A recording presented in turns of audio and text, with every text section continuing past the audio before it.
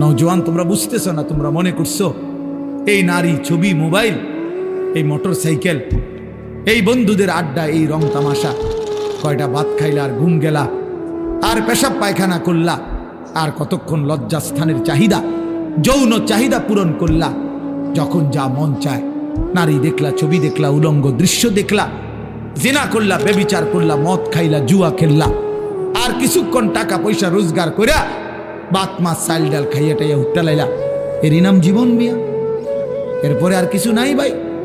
তাইলে তো সেই জন্য প্রস্তুতি কোথায়?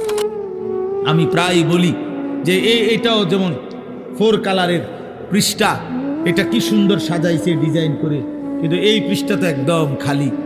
আল্লাহ তাআলা বলে, বান্দা মাটির উপরে তোমার ঘর কত সুন্দর করে সাজাইলা, মাটির নিচেও তো তোমার একটা ঘর আছে, সেই ঘরের নাম হচ্ছে কবর, সেটাও তো তোমারই ঘর বান্দা, ওই ঘরটা এরকম খালি রাখলা কেন?